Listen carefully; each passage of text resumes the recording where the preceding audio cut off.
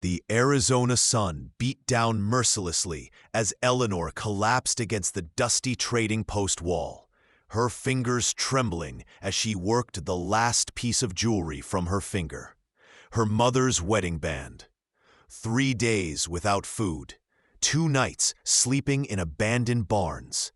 The gold caught the light as she stumbled through the door, past men who looked at her with eyes that made her skin crawl. "Please," she whispered to the trader, a heavy-set man with tobacco-stained teeth. "Food, anything, I can pay." Before the trader could respond, a shadow fell across the threshold.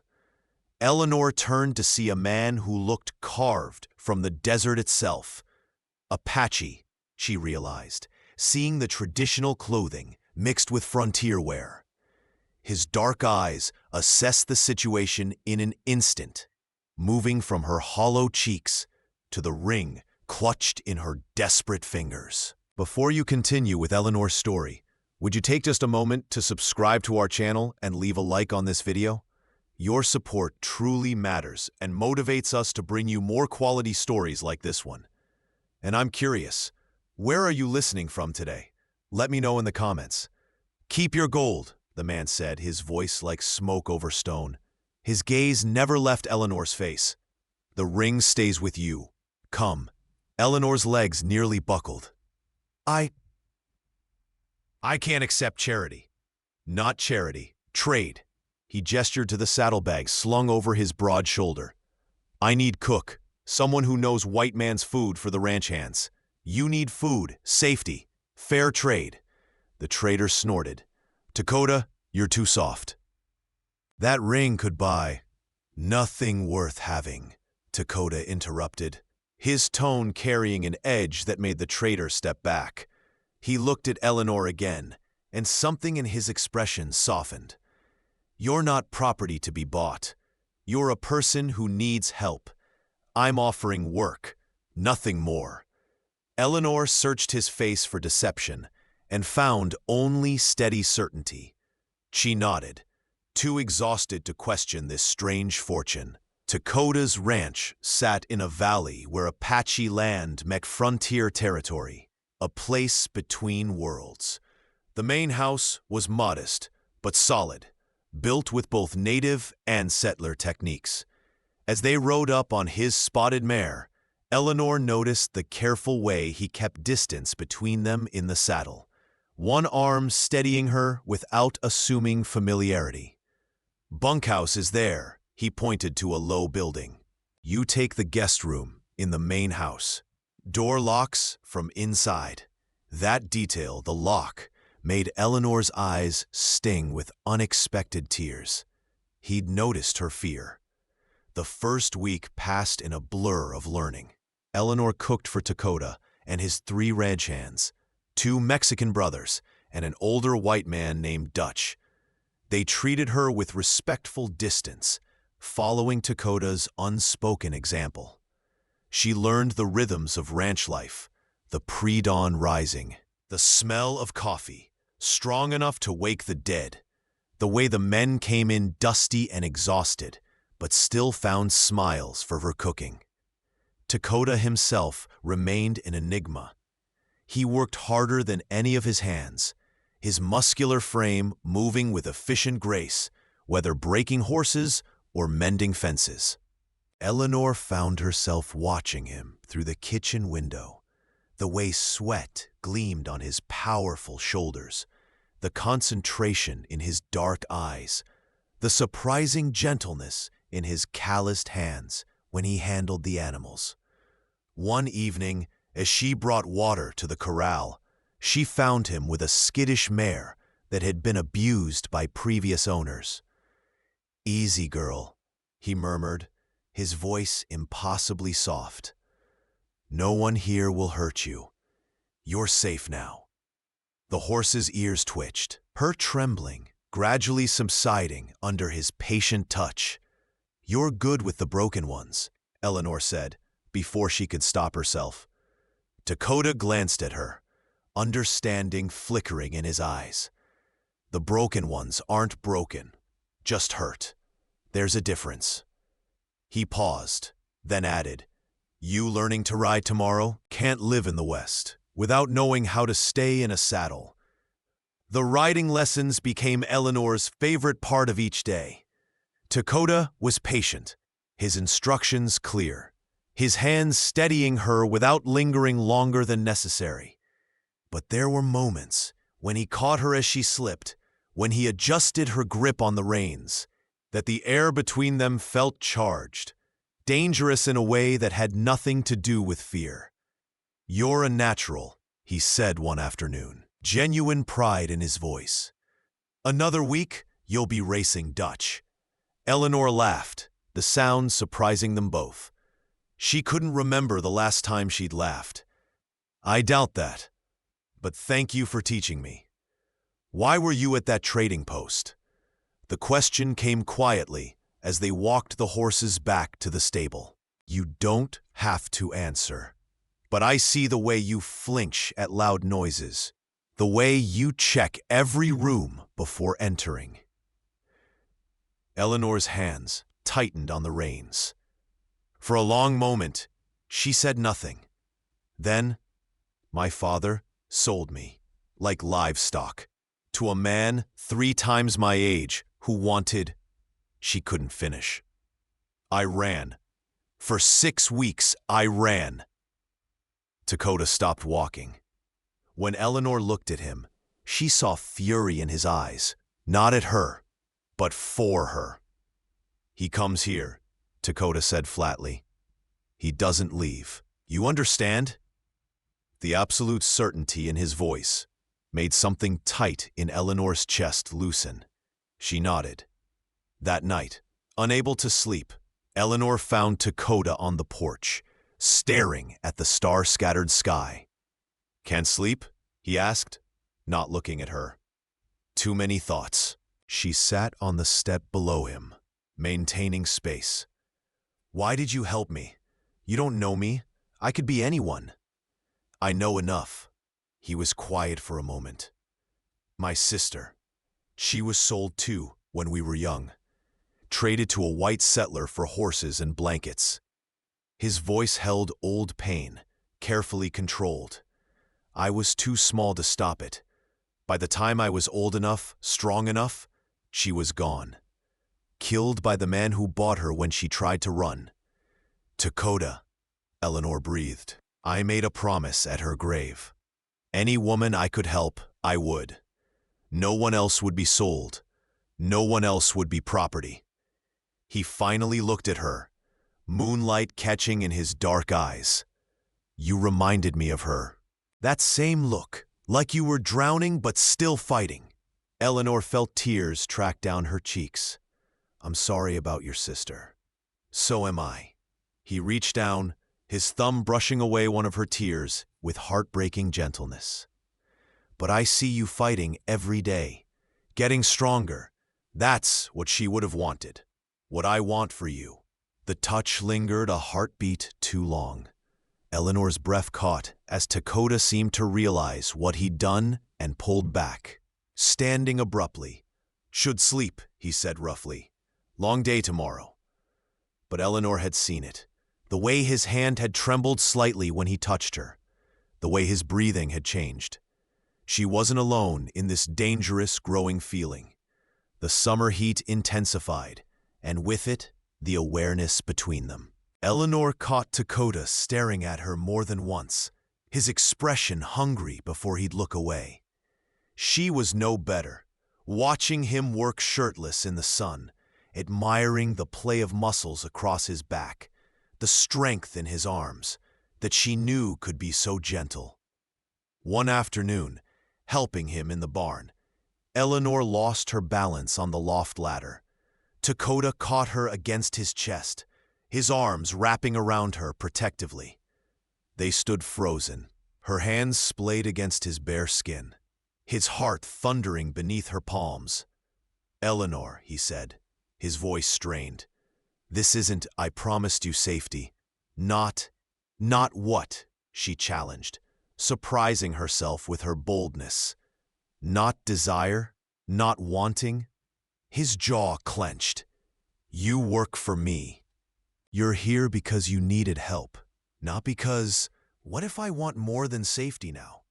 The words tumbled out before she could stop them. What if I want you? Dakota's arms tightened fractionally around her before he forced himself to set her down, stepping back. You don't know what you're saying. You're still healing. I'm not broken, Eleanor said, echoing his words about the mare. Just hurt. And I'm healing. You've helped me heal. She took a step toward him. Don't push me away because you think you're protecting me. Let me choose. Eleanor. It sounded like a prayer and a curse. I see you, Dakota. The way you look at me. The way you find reasons to be near me. She reached out, her fingers brushing his arm. I'm not imagining it. No, he admitted, the word torn from him. You're not. But I promised myself after I couldn't save her, I'd never take advantage, never cross that line. You're not taking advantage if I'm asking. Eleanor moved closer, close enough to feel the heat radiating from his skin. I spent months being treated like property. You were the first person who made me feel human again, who saw me as someone worth saving. Don't you understand? I'm already yours. Have been since that first day. Dakota's control visibly cracked. His hand came up to cup her face, his touch reverent. If we do this, if I touch you the way I want to, there's no going back. You'll be mine, and I'll be yours, completely. Good, Eleanor whispered, rising on her toes to close the distance between them. Their first kiss was gentle, almost hesitant, two wounded souls afraid of causing each other pain. But then Dakota groaned, pulling her closer, and the kiss deepened. Eleanor felt years of fear and shame begin to burn away under the heat of his mouth, his hands in her hair, the solid strength of his body against hers. When they finally broke apart, both breathing hard, Dakota rested his forehead against hers. Together, he said softly. Together, Eleanor agreed. The next weeks were a revelation. Dakota courted her properly, despite them working side by side every day. He brought her wildflowers from the high meadow, taught her to shoot, his body pressed against her back as he guided her aim, held her during an unexpected thunderstorm when she shook with memories of her father's rages. Their kisses grew more heated, more desperate. One evening, after a particularly passionate embrace that left them both trembling, Eleanor whispered against his mouth, "Your lips are too hot." Dakota's response was immediate, his Apache words mixing with English as he murmured against her throat, "Let's see how long before we burn now." But he still held back, careful not to push her too far, too fast. The turning point came on a scorching August afternoon. Eleanor had ridden out to bring Dakota lunch where he was working on the far fence line. She found him stripped to the waist, sweat making his bronze skin gleam in the brutal sun. "You'll get burned," she said, handing him the water canteen. "Used to it." He drank deeply, and Eleanor couldn't stop watching the movement of his throat. When he lowered the canteen, his eyes were dark with awareness. "You're staring." "You're beautiful," Eleanor said simply. "I'm allowed to stare at what's mine." Something fierce and possessive flashed in Dakota's expression. "Careful, woman. Keep talking like that, and I'll forget to be patient." "Maybe I'm tired of patient." Eleanor stepped closer, emboldened by the hunger in his eyes. "Maybe I want." The sound of hoofbeats interrupted her. They both turned to see a rider approaching fast. Dutch, his expression grim. "Trouble," Dutch called out. 3 men at the house, white men. One of them's asking for Eleanor by name. Says he has a legal claim on her. Eleanor's world tilted. No. He found me. Dakota's hand found hers, squeezing tight. "Go back with Dutch. Stay in the house. Lock the door. What are you going to do? What I promised. His voice was iron. He doesn't take you.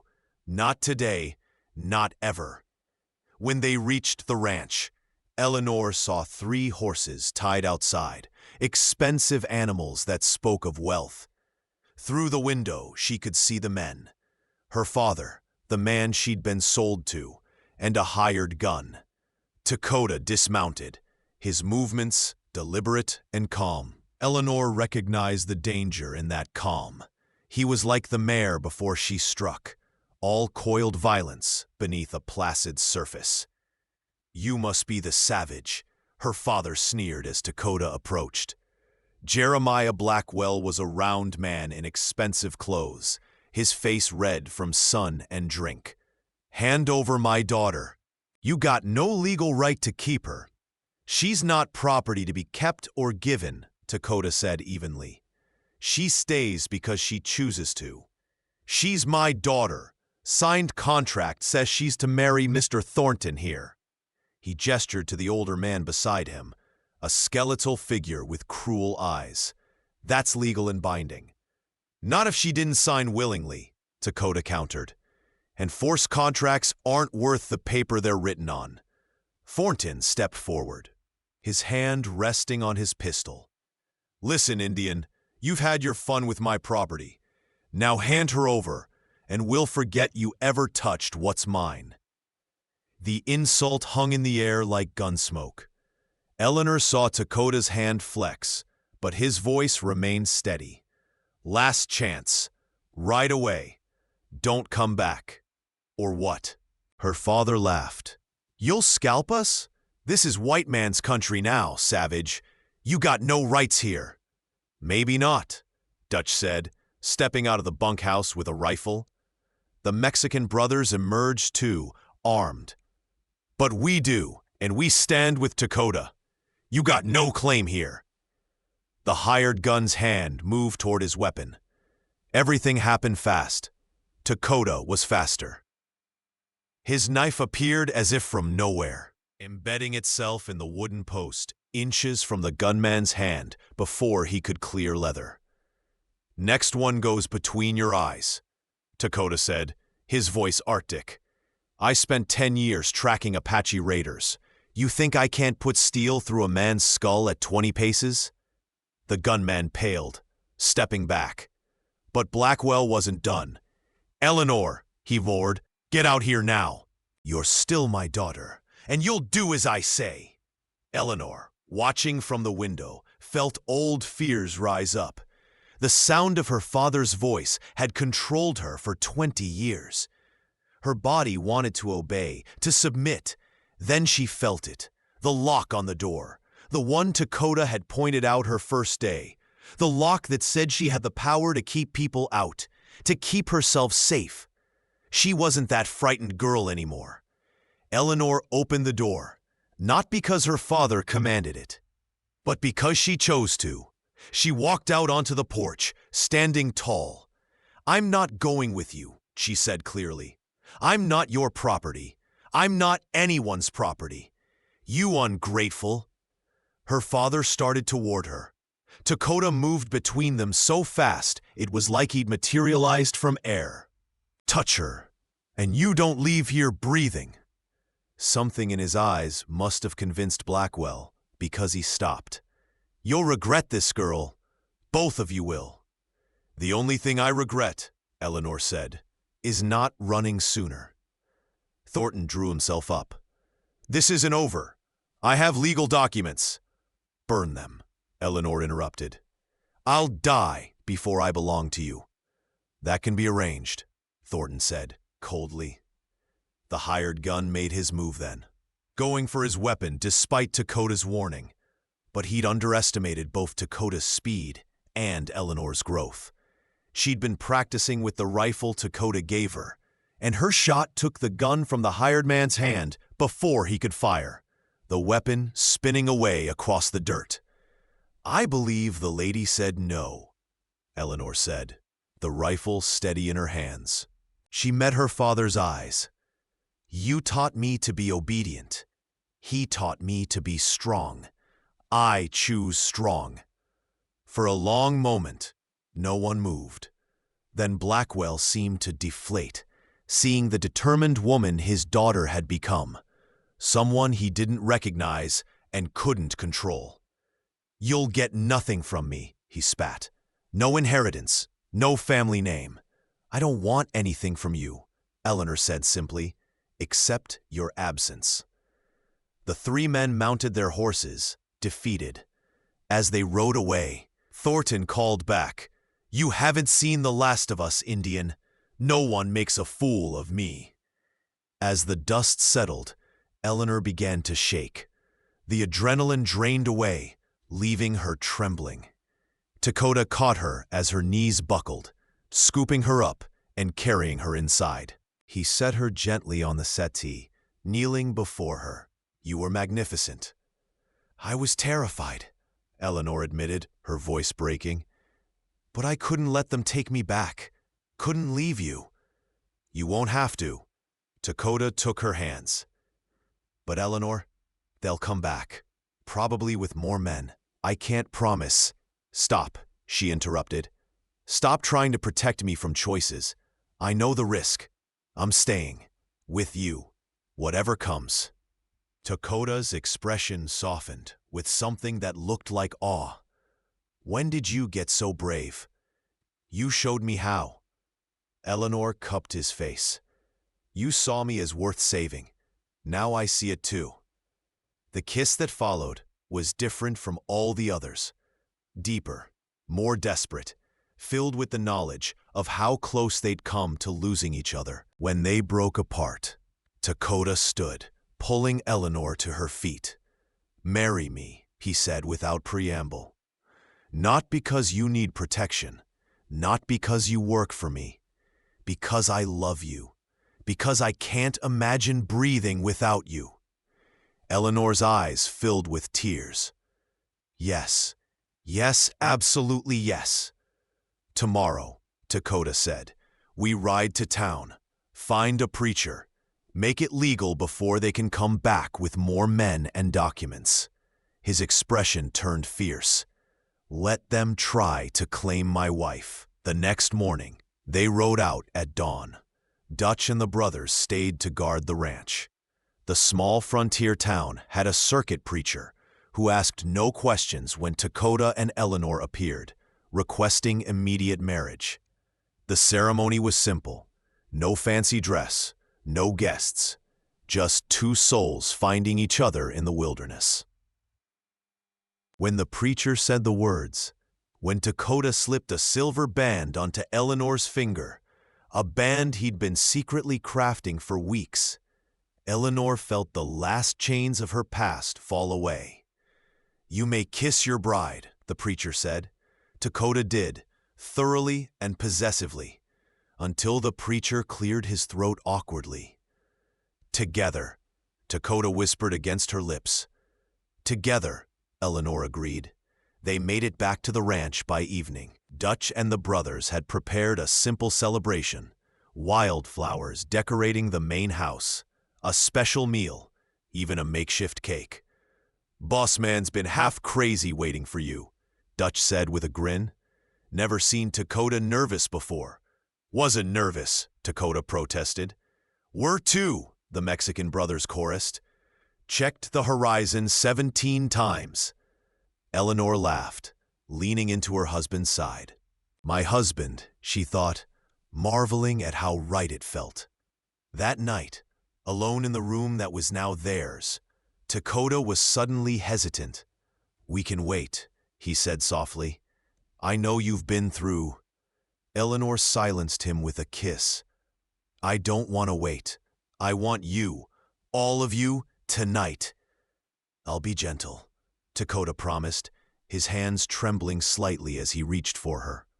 "If you need me to stop." "I trust you," Eleanor said simply. "I trust you with everything I am." What followed was tender and passionate, patient and hungry all at once. Dakota kept his promise, moving slowly, checking with her constantly. Eleanor discovered that intimacy didn't have to hurt, didn't have to be about power and control. It could be beautiful, could be two people choosing each other completely. "Your lips are too hot," she breathed at one point, overwhelmed by the sensations. Dakota smiled against her mouth, his Apache heritage mixing with English as he murmured, "Let's see how long before we burn now." They burned together, slowly and thoroughly, building a fire that would warm them through all the cold nights to come. The next weeks were tense but happy. They fortified the ranch, prepared for another attack. But it never came. Word reached them through a traveling merchant that Thornton had been arrested for fraud in another territory, and Blackwell had drowned his sorrows so deep in a bottle that he'd forgotten everything else, including his vendetta. "We're safe," Eleanor said one evening, hardly daring to believe it. "We're free," Dakota corrected, pulling her close. "Both of us." As seasons changed and years passed, the ranch prospered. Eleanor and Dakota built a life that honored both their heritages, a place where white settlers and Apache traders were equally welcome, where no one was judged for their past, only their character. Eleanor learned to speak Apache, taught by Dakota during long evenings by the fire. She became an expert rider, a crack shot, the woman who could survive the wilderness as easily as she could create a home within it. Dakota, in turn, learned that letting someone in didn't make him weaker, that love wasn't betrayal of his sister's memory, but honoring it by giving someone else the safety and respect she'd been denied. 3 years after that first meeting at the trading post, Eleanor stood on the porch, watching the sunset paint the desert in shades of fire. Inside the house, she could hear Dakota singing softly to their infant daughter, the song in Apache that his mother had sung to him, now given to a new generation. She touched the silver band on her finger, then the gold one beside it, her mother's ring, kept as a promise to herself. She'd thought she would have to trade everything precious to survive. Instead, she'd found someone who showed her she was precious herself. The door opened and Dakota emerged, their daughter, sleeping against his broad chest. "What are you thinking?" he asked, sliding an arm around Eleanor's waist. "That I'm glad I was at that trading post that day," Eleanor said honestly. "Glad you saw me." "I see you every day," Dakota said softly. "And every day I'm grateful you stayed, that you chose this, us. Always," Eleanor promised, rising on her toes to kiss him. "Together, remember?" "Together," Dakota agreed, the word a vow renewed. As the last light faded and stars began to emerge, they stood wrapped in each other's arms. Two people who'd been broken by the world and found wholeness in each other. The desert wind whispered around them, carrying away the pain of the past and leaving only the promise of tomorrow. They'd both been tested by fire, but they'd burned together and emerged stronger. The morning Eleanor discovered she was pregnant for the second time, a rider appeared on the horizon. She recognized him immediately, despite the years, her younger brother, Thomas, whom she hadn't seen since she'd fled. "Eleanor!" Thomas dismounted slowly, his eyes taking in the woman she'd become, confident, tanned, wearing a mixture of frontier and Apache clothing. "Is it really you?"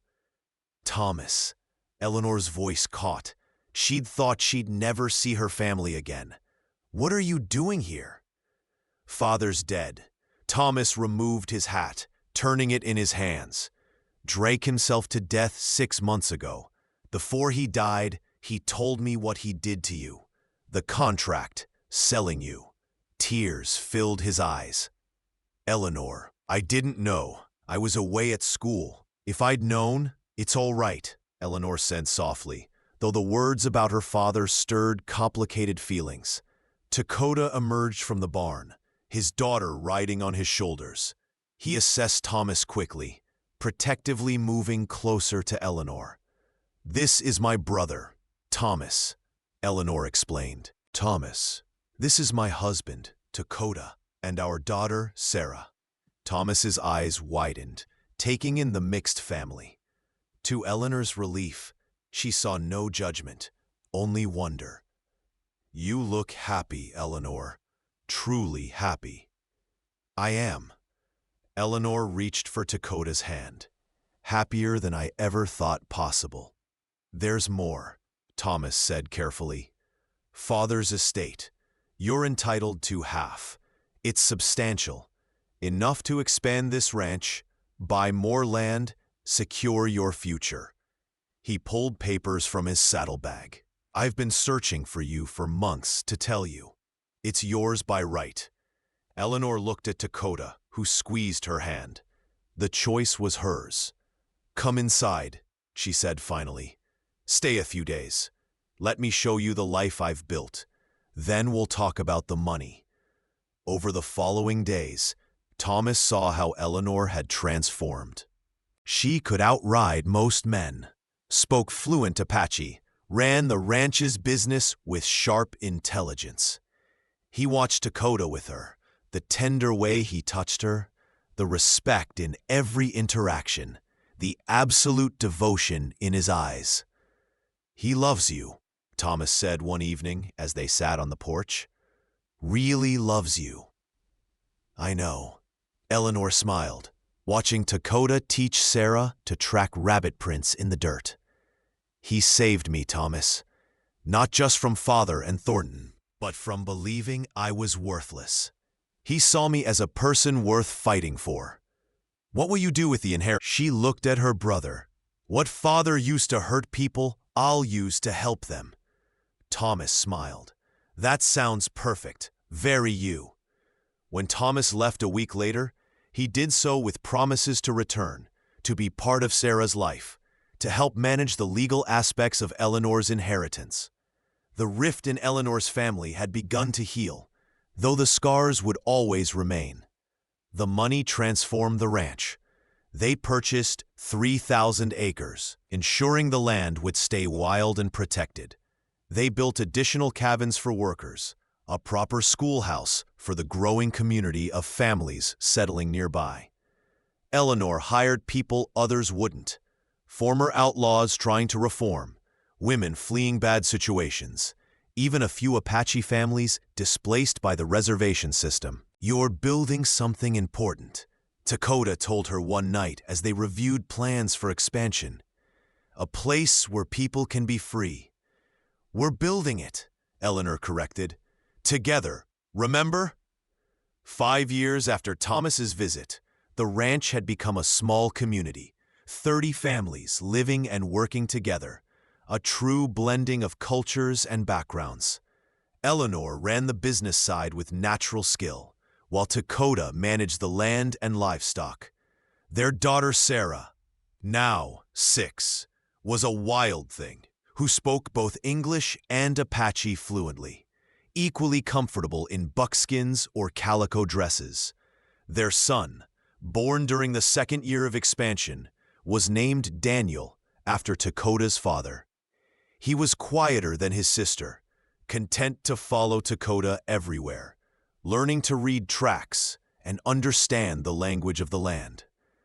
But peace never lasted forever in the West. The railroad companies wanted to run a line straight through their property. When Eleanor and Dakota refused to sell, the pressure began, subtle at first, then increasingly threatening. Fences were cut, cattle disappeared. Small fires broke out on the edges of their land. They're trying to force us out, Dutch said grimly at a gathering of all the ranch hands. Make it too expensive to stay.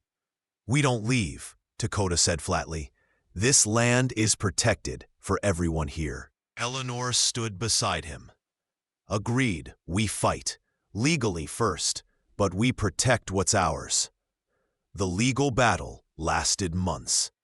Railroad lawyers argued eminent domain. Eleanor countered with property rights and the multi-use nature of the land. It wasn't just a ranch, but a settlement with families, a school, a trading post.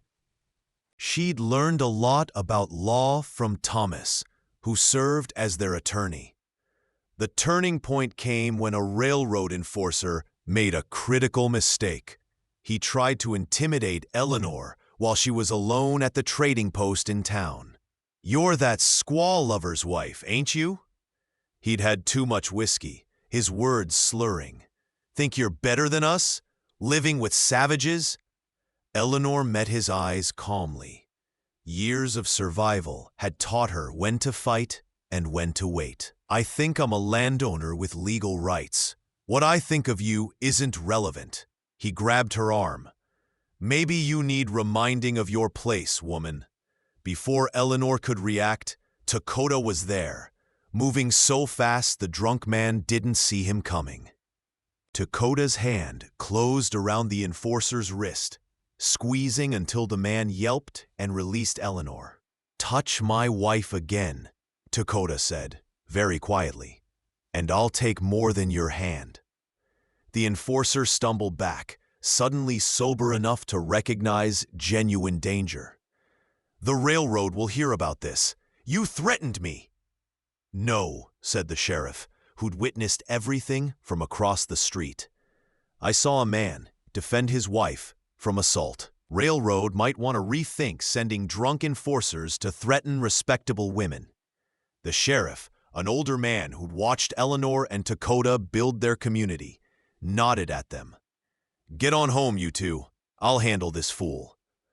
The incident, combined with Thomas's legal maneuvering and testimony from dozens of families living on the ranch, finally convinced the railroad to route around their property. It cost the company more money, but Eleanor and Dakota's refusal to be intimidated and their growing political connections made fighting them too expensive. "We won," Eleanor said the day the final papers were signed, hardly believing it. "You won," Dakota corrected. "You stood up to them, made them see you couldn't be moved." Eleanor laughed. "We won. I'm tired of correcting you on this. Nothing I do is separate from you anymore." That night, celebrating with their community, Eleanor watched the people they'd helped, the families they'd protected, the lives they'd changed. Maria, who'd fled an abusive marriage and now ran the schoolhouse. James, a former outlaw who'd become their best horse trainer. Little Singing Bird, an Apache girl who'd been orphaned and now lived with the Mexican brothers, thriving in a family of her own making. "What are you thinking?" Dakota asked, sliding his arms around Eleanor from behind. "That I'm grateful." Eleanor leaned into his warmth.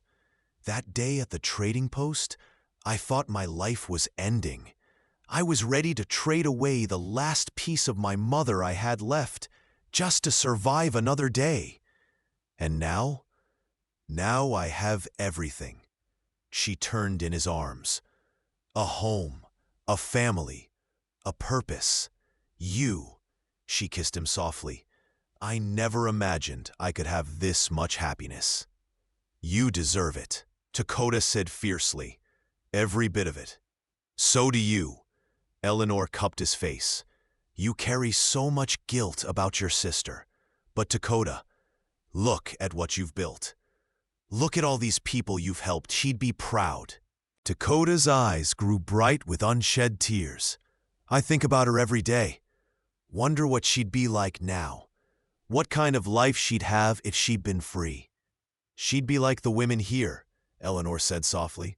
"Strong, free, living life on their own terms." She gestured to Maria, teaching a group of children, to another woman managing the garden, to Singing Bird racing past on horseback. "You gave them what she never had. That's not nothing." "Together," Dakota whispered, the word laden with emotion. "Together, Eleanor agreed. The years continued to roll past like tumbleweeds in the wind. Sarah grew into a fierce young woman who wanted to study law like her Uncle Thomas, determined to protect people who couldn't protect themselves. Daniel became a gifted tracker and mediator, able to move between Apache and settler communities with ease, translating not just language, but understanding. Eleanor and Dakota grew older together, their love deepening with each passing season. They added silver to their hair, lines to their faces, scars from various adventures and mishaps. But they never lost the fire between them, the passion that had burned from that first meeting.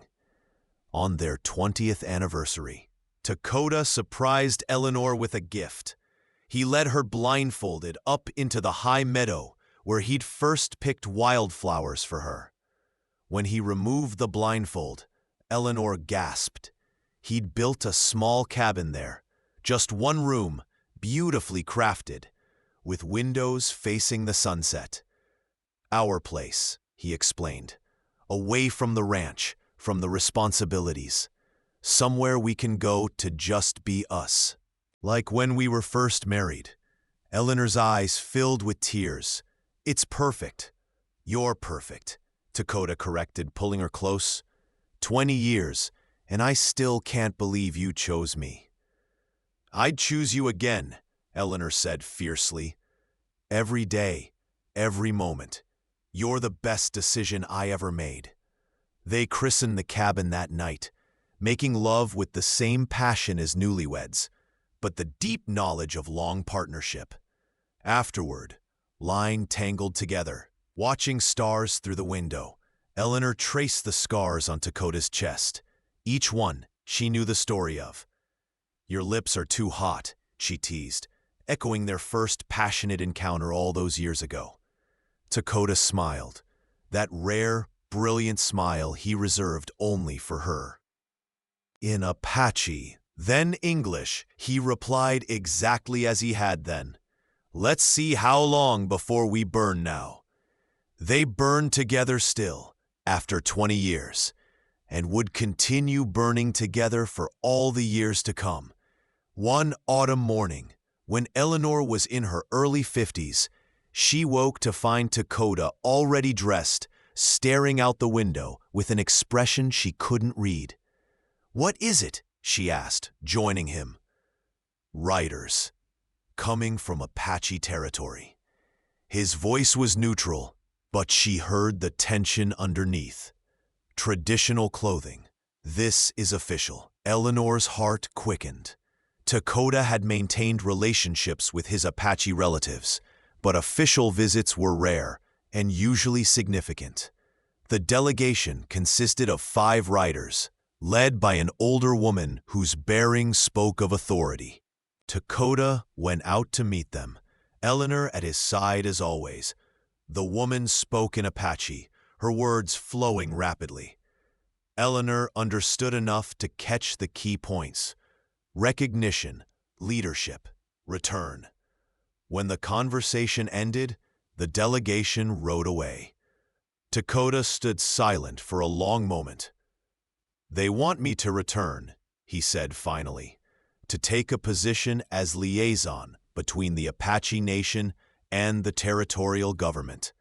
They say I'm uniquely qualified. I understand both worlds. Have built relationships with settlers, proven I can bridge the divide. Eleanor's heart sank, but she kept her voice steady. What did you tell them? That I needed to discuss it with my wife. Dakota turned to her. Eleanor, this could mean months away at a time. Traveling to Washington, negotiating treaties, fighting for Apache rights and land. It's important work. Could help a lot of people. Then you should do it, Eleanor said immediately. Just like that? Dakota looked surprised. You don't want to discuss it? Think about it? What's to think about? Eleanor took his hands. I know you, Dakota. You've carried the weight of your sister's death, the weight of all the people you couldn't save for decades. This is a chance to save others, to use everything you've learned, everything we've built, to help your people. Of course you should do it. It would mean time apart, danger, political battles. I know. Eleanor smiled, though her heart ached at the thought of months without him. But I also know that I married a warrior, a protector, a man who can't stand by when people need help. That's who you are. It's one of the reasons I love you. Come with me, Dakota said suddenly. Not to Washington.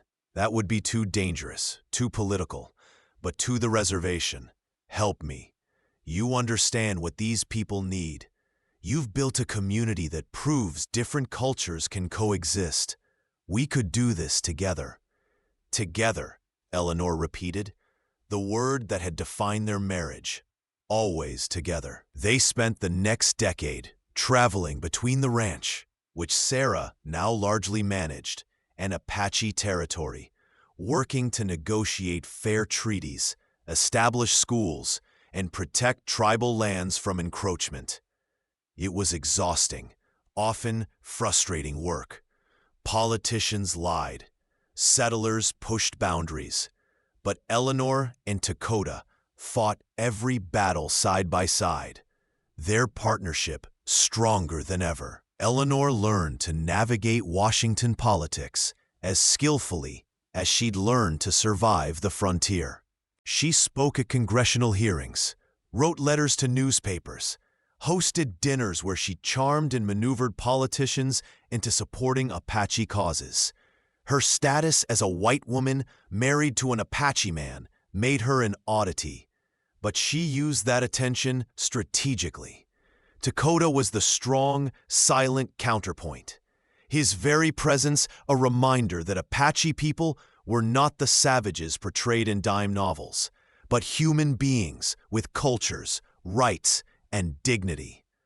Together, they were formidable. One night, after a particularly difficult negotiation in Washington, Eleanor found Dakota on the balcony of their hotel room, staring at the distant lights of the city. "Missing the desert?" she asked, slipping her arms around him from behind. "Missing simplicity," he admitted. "When it was just us, the ranch, our family. Before everything got so complicated." "We can go back," Eleanor offered. "We've done good work here. Others can continue it." "No." Dakota turned to face her. "We can't. Not yet. There's too much at stake. Too many people counting on us." He touched her face gently. "I'm just tired tonight. Tired of fighting." "Then let me carry some of the weight," Eleanor said softly. "You've been carrying me since the day we met. Let me carry you for a while." Dakota pulled her close, burying his face in her hair. "How did I get so lucky? To find you?" "We found each other," Eleanor corrected, "and we saved each other. You from your guilt, me from my fear." She tilted her head back to look at him. "Together, remember? That means the good days and the hard days." "Together," Dakota agreed, kissing her with the tenderness of long love. They worked for 12 more years, achieving real change. New treaties that protected Apache land rights. Schools that taught both Apache and English. Economic programs that allowed tribes to maintain their culture while adapting to the changing world. It wasn't perfect. Nothing ever was. But it was progress.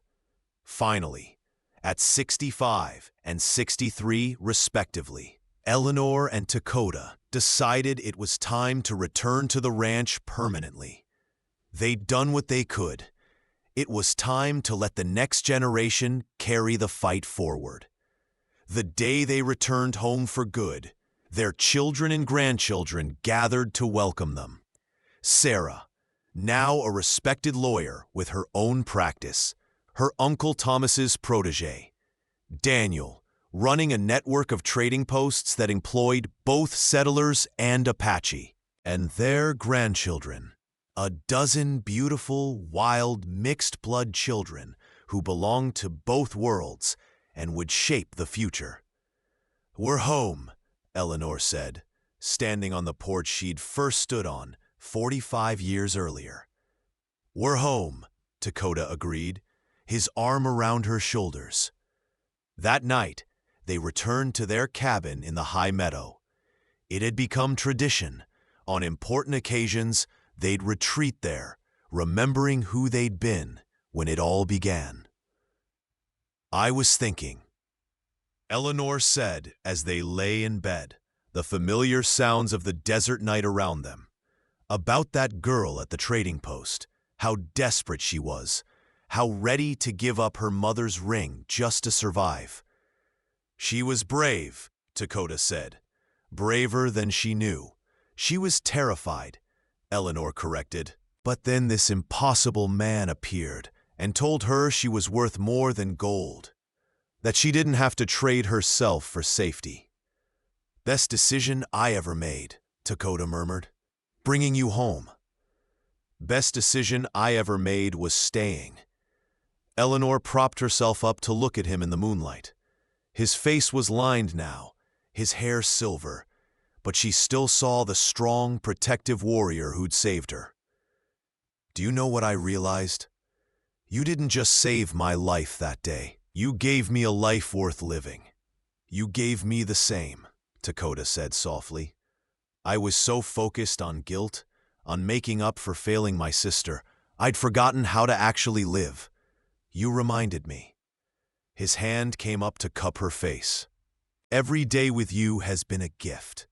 Even the hard days, especially the hard days, because we faced them together."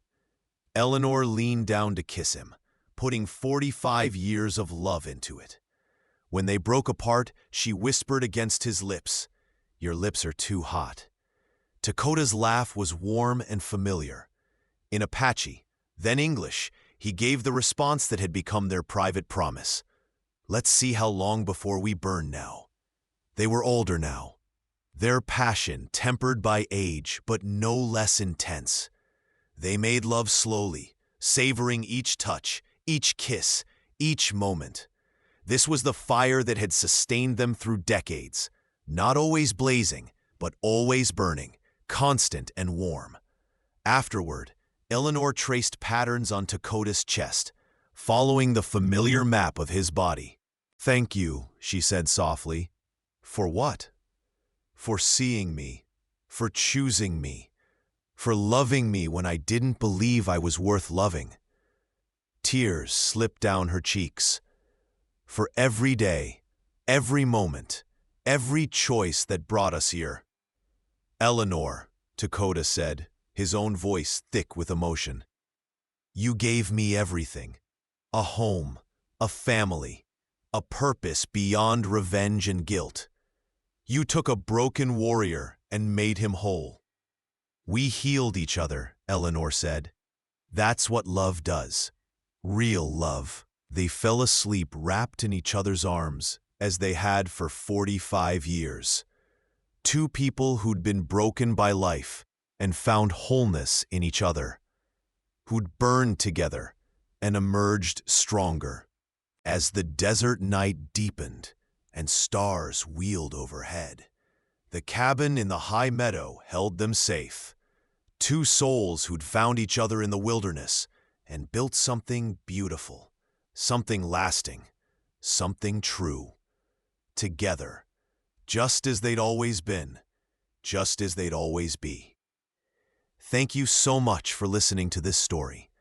I'd love to know where you're enjoying this tale from. Are you listening at home, during your commute, or perhaps while working? Please subscribe to the From Wild West channel and share your thoughts in the comments below. What did you think of Eleanor and Dakota's journey? Your feedback means the world to us.